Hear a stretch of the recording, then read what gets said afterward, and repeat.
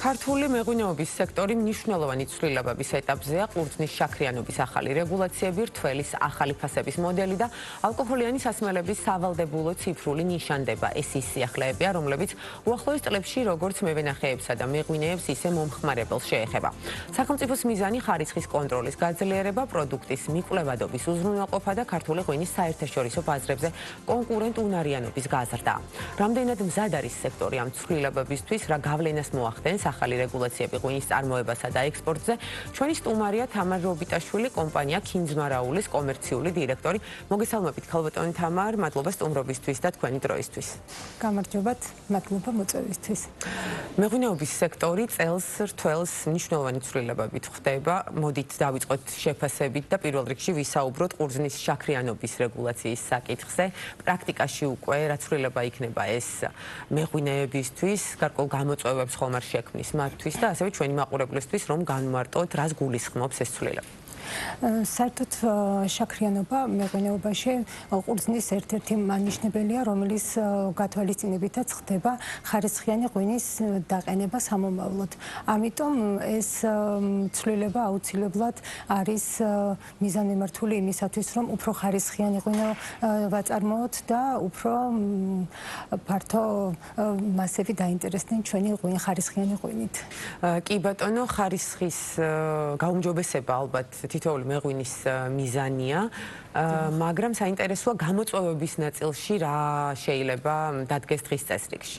გამოწვევების ნაწილში, ანუ ის შეიძლება უბრალოდ ინფორმაცია აუცილებელია მანამდე მოსახლეობის, ვინაიდან არიან ადამიანები, რომლებიც სამეწარმოო მიზნით აქვთ გაშენებული ვენახი, რომლებსაც სურთ ჩააბარონ მაგალითად დიდ ქარხნებს ან დიდ მარნებს ეს თავიანთი მოსავალი და აუცილებელია მათი ინფორმაცია, თუმცა ჩვენის მხრივ და ასევე ყველა ქარხანა წინასწარ ინფორმაციას აძლევს თუ რა შაქრიანობის დონეა მისაღები კონკრეტული ღვინის დასამზადებლად.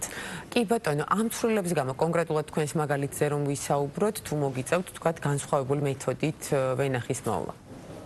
იცით რა არის აქ შაქრიანობასთან მიმართებაში მოვლაც აუცილებლად ზოგადად ხარისხიანი ყურძნის მისაღებად მოვლას რასაკვირველია დიდი მნიშვნელობა აქვს, თუმცა შაქრიანობას რაც შეეხება, ასევე ძალიან არის დამოკიდებული ეს გარემო ფაქტორებზე. კი ბატონო, და გარემო ფაქტორებში კლიმატური პირობებს იგულისხმება, დიახ, რასაკვირველია, თუმცა საქართველოს თავისი გეოგრაფიით ნამდვილად არის ის ზონა, სადაც შაქრიანობის მინიმუმს უნდა აცდეს ყველა შემთხვევაში ყურძენი. კი ბატონო, და კიდევ ერთი ცვლილება უკავშირდება წელს რთველზე სახელმწიფო ყურძენს 3 განსხვავებული ფასით ჩაიბარებს. თქვენი მხრიდან როგორია შეფასება ამ ნაწილში, რამდენად დროულია ამ მიდგომის დანერგვა? ეს ყველა ცვლილება აბსოლუტურად მიმართულია იმისათვის, რომ ხარისხიანი პროდუქტი აწარმოონ მევენახეებმა და მეღვინეებმა და ჩვენი პროდუქცია, ქართული ღვინო იყოს შესაბამისობაში საერთაშორისო სტანდარტებთან და ამისათვის არის ეს ყველაფერი, ამისკენ არის ეს ყველაფერი მიმართული. კი ბატონო, როგორც ღვინის მწარმოებელი კომპანია, კიდევ ერთ ცვლილებასთან მიმართებით საინტერესო იქნება თქვენი შეფასების მოსმენა, კანონშეტანილი ცვლილებების შესაბამისად კომერციული მიზნით ვენახის გაჩენება ღვინის ეროვნული სააგენტოს ნებართვით იქნება შესაძლებელი. ამ მიდგომასთან მიმართებით რას გვეტყვით? ჩემი აზრით ესეც სწორი მიდგომაა, ვინაიდან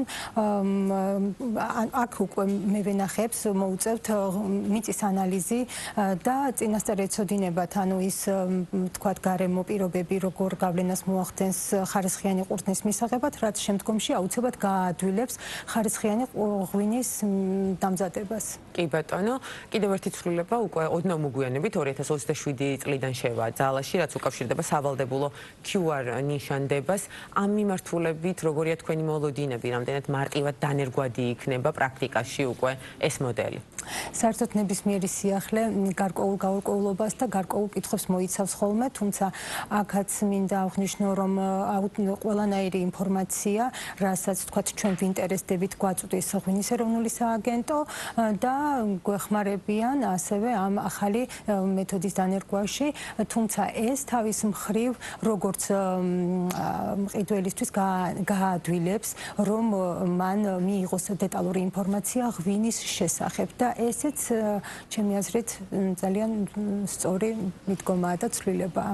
რაც შეეხება დამატებით ხარჯებს, რასთანაც იქნება QR ნიშანდება დაკავშირებული, ხომ არა შეიძლება რომ ეს აისახოს პროდუქციის ფასზე. პრაქტიკა რას აჩვენებს? ეს რამდენად ძვირადღირებული მიდგომა? როგორც ჯერჯერობით ვიცით, დაახლოებით განისაზღვრა სადღაც ხარჯი ამ ყველაფრის დაახლოებით 10 თეთრი ბოთლისთვის და შემდგომში უკვე ეს გვაჩვენებს კონკრეტულ შემთხვევაში. ბაზარი აჩვენებს და დაარეგულირებს ალბათ მოცემულობას. კი ბატონო, ეს ყველაფერი მიმართულია იმისთვის, რომ გაუმჯობესდეს ხარისხი და ცნობადობაც ასევე ქართული ღვინის. კი ბატონო, კონკრეტულად ბაისუბნის ღვინის ქარხანაზე მინდა გკითხოთ, თქვენს მაგალითზე რომ გითხრათ, თუ ფლობთ ვენახებს რომელ მიკროზონაში? დიახ, ჩვენ ფლობთ ვენახებს, ჩვენს ქარხანას გააჩნია 100 ჰექტარზე მეტი ვენახი. ასევე გვაქვს ლაგოდეხის რაიონში გვაქვს ჩვენს ვენახები, თუმცა გვაქვს ასევე ქინძმარაულის მიკროზონაში ვენახები, სადაც თუმცა სხვა ადგილწარმოშობის ღვინოებსაც აწარმოებს ქარხანა, რომელსაც ამზადებს კონკრეტულად იმ რეგიონებში, სადაც ეს ყურძენი მოიპოვება. კი ბატონო, და როგორც ვიცით, რამდენიმე წლის წინ შეიძინა ქინძმარაულმა კომპანია, რა ცვლილებები განხორციელდა ადგილზე, ესეც საინტერესო იქნება მაყურებლისთვის. წლიდან ქინძმარაული უკვე არის მმართველობაში. დიახ, რასაკვირველია, ძველი დანადგარები და გადაიარაღდა და აბსოლუტურად შეიცვალა ყველა მანქანა დანადგარი თანამედროვე ტექნოლოგიებით და თუმცა შემოვინახეთ ის ძველიც, რომელიც 1955 წლიდან არსებობს და არსდა ეს ქარხანა და საინტერესოა სხვათა შორის მაშინდელი ეს მარანიც და თვითონ ქარხნის ნაწილიც.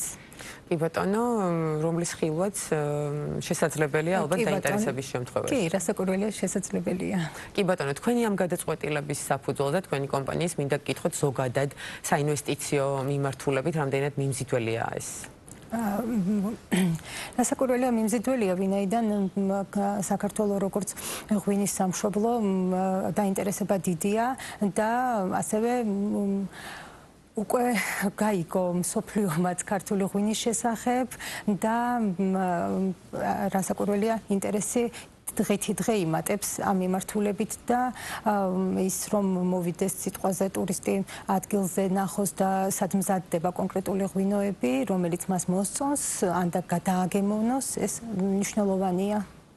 კი ბატონო, წარმოების შესაძლებლობებზეც ვისაუბროთ თქვენს ნაწილში, როგორია და ასევე საინტერესოა ექსპორტს სად ახორციელებთ და ექსპორტის და ადგილობრივ ბაზარზე თქვენი პროდუქციის წარმოდგენის პროცენტული მაჩვენებლები როგორია? ჩვენი კომპანია რასაკვირველია, როგორც რეალიზაციას უკეთებს ღვინისა და სხვა ალკოჰოლური სასმელებს, არის როგორც ადგილობრივი ბაზარი, ასევე საზღვარგარეთ, საქართველოს ფარგლებს გარეთ.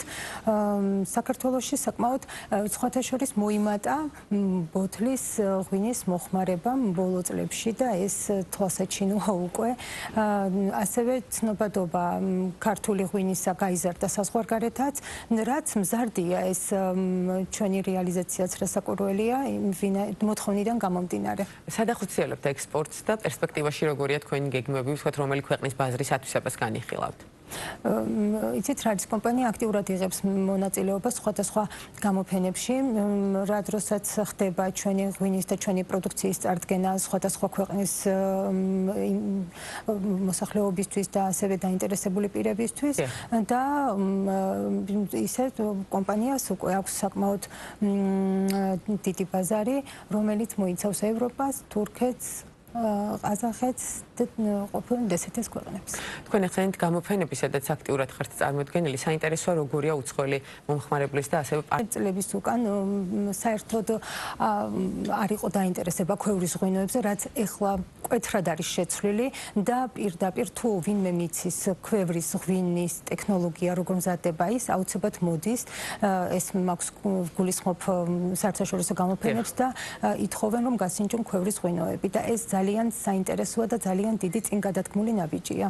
ბუნებრივია, ღვინის სამშობლოსთვის ალბათ ეს მიდგომა და ამის მიღწევა არის ძალიან მნიშვნელოვანი და ბოლოსკენ მინდა გკითხოთ, სულ მალე მეღვინეებისთვის ყველაზე აქტიური პერიოდი რთველი დაიწყება, როგორია მოლოდინები წელს, მოსავლის რაოდენობრივ ჭრილში და ასევე ხარისხის თვალსაზრისით. ისევ და ისევ დამოკიდებული ვართ გარემო ფაქტორებზე.